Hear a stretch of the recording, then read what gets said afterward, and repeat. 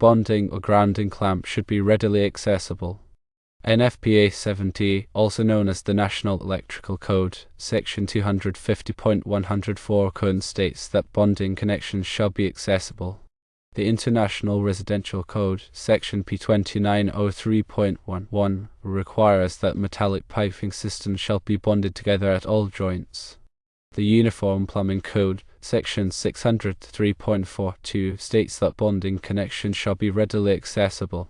Bonding helps to protect against electrical shock by providing a low-resistance path for fault currents to flow to ground. A readily accessible clamp allows for periodic inspection and maintenance to ensure proper electrical bonding.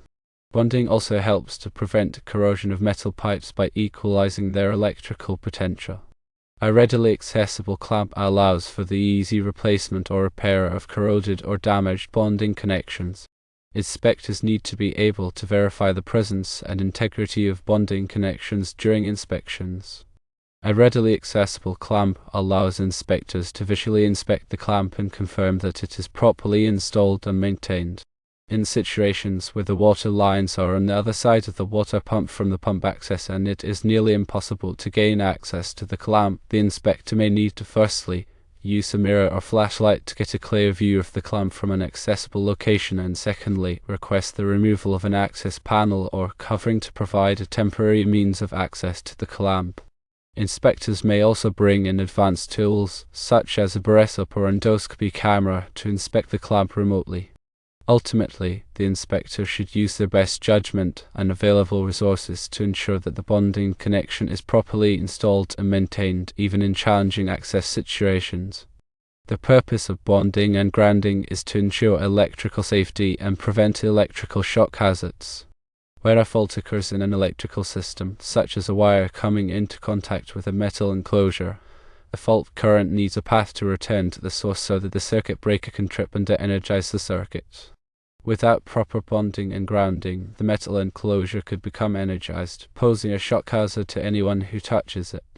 Bonding creates a low impedance path for fault currents, allowing them to flow back to the source quickly and safely.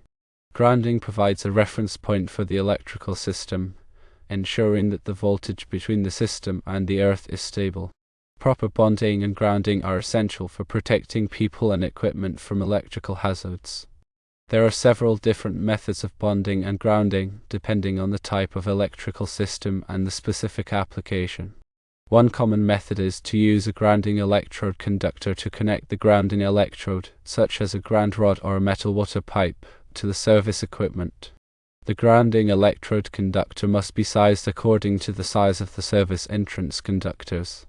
Another method is to bond all metal enclosures and equipment together using bonding jumpers.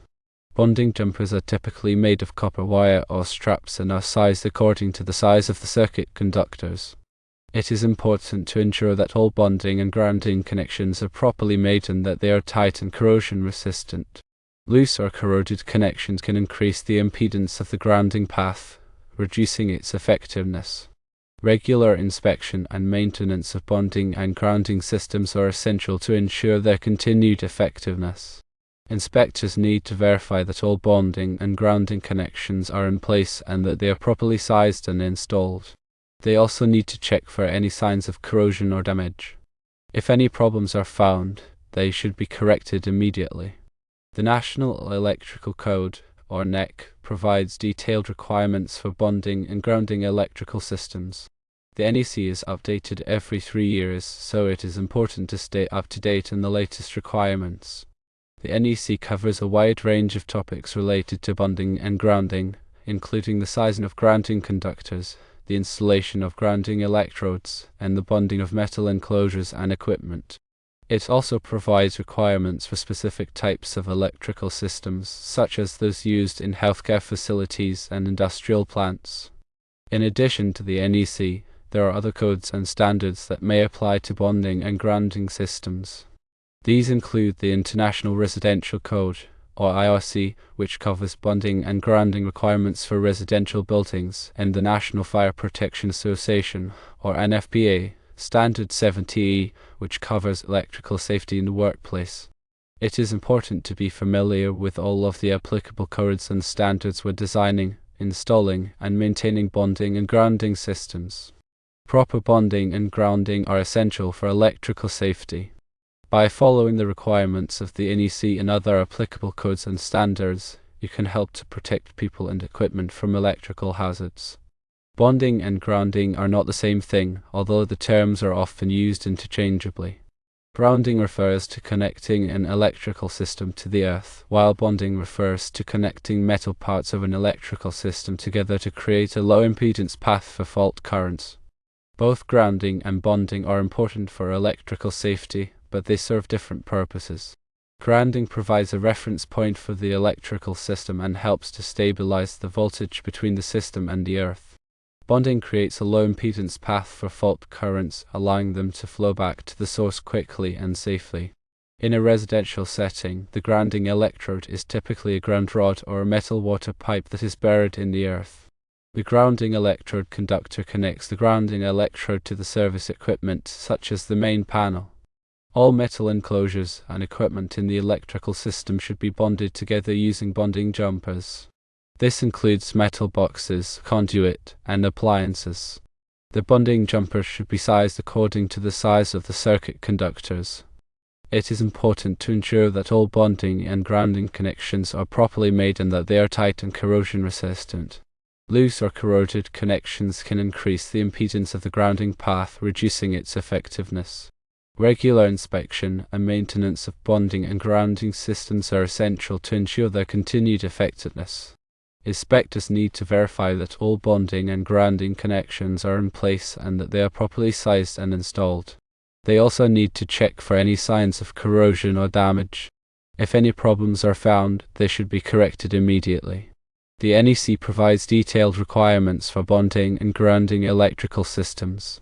These requirements are intended to ensure that electrical systems are safe and that they will protect people and equipment from electrical hazards.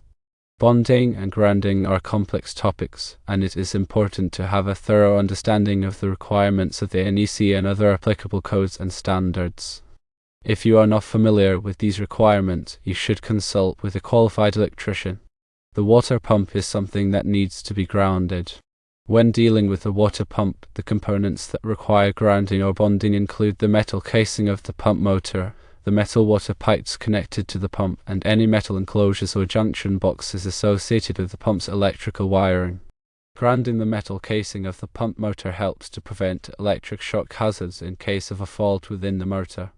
Bonding the metal water pipes helps to equalize their electrical potential and prevent corrosion. Bonding any metal enclosures or junction boxes ensures that they are at the same electrical potential as the rest of the grounded system. Grounding and bonding these components is crucial for electrical safety and for preventing damage to the pump and related equipment. The size of the grounding and bonding conductors used for the water pump should be determined according to the requirements of the National Electrical Code, or NEC. The NEC provides tables that specify the minimum size of grounding and bonding conductors based on the size of the circuit conductors supplying the pump motor. It is important to consult the NEC to ensure that the correct size conductors are used. In addition to the size of the conductors, the type of conductors used for grounding and bonding is also important. Grounding and bonding conductors should be made of copper or other approved materials that are resistant to corrosion. The conductors should also be properly installed and protected from physical damage. Proper grounding and bonding of the water pump is essential for electrical safety and for preventing damage to the pump and related equipment. Bonding and grounding are critical elements in ensuring electrical safety, particularly in residential settings where water and electricity are often in close proximity. The National Electrical Code, or NEC, sets the standards for these practices to minimize the risk of electric shock and prevent damage to electrical systems. In the context of a water pump, proper bonding and grounding are essential for several reasons. Firstly, they provide a low impedance path for fault currents, which is crucial for the rapid operation of overcurrent protective devices such as circuit breakers or fuses. If a fault occurs within the pump motor or its wiring, the fault current will flow through the grounding and bonding system back to the source, causing the overcurrent device to trip and disconnect the circuit. This prevents the metal parts of the pump from becoming energized, which could pose a serious electric shock hazard to anyone who touches it. Secondly, bonding and grounding help to equalize the electrical potential between different metal parts of the electrical system and any nearby metallic piping systems. This reduces the risk of corrosion caused by galvanic action, which can occur when dissimilar metals are in contact with each other in the presence of an electrolyte such as water. By bonding all metal parts together, any potential differences are minimized, thereby reducing the likelihood of corrosion. Thirdly, a properly installed grounding system provides a stable reference point for the electrical system, which helps to prevent voltage fluctuations and ensure the proper operation of electrical equipment. This is particularly important for sensitive electronic devices that may be affected by voltage variations. To ensure effective bonding and grounding of a water pump, several key steps must be followed. Firstly, the metal casing of the pump motor should be bonded to the grounding system using a bonding jumper of the appropriate size. The size of the bonding jumper is determined by the size of the circuit conductors supplying the pump motor, as specified in NEC. Secondly, any metal water pipes connected to the pump should also be bonded to the grounding system. This can be accomplished by installing bonding clamps in the pipes and connecting them to the grounding electrode conductor or to a nearby metal enclosure that is already grounded. Thirdly, any metal enclosures or junction boxes associated with the pump's electrical wiring should be properly grounded. This can be achieved by connecting a grounding conductor from the enclosure to the grounding terminal in the electrical panel.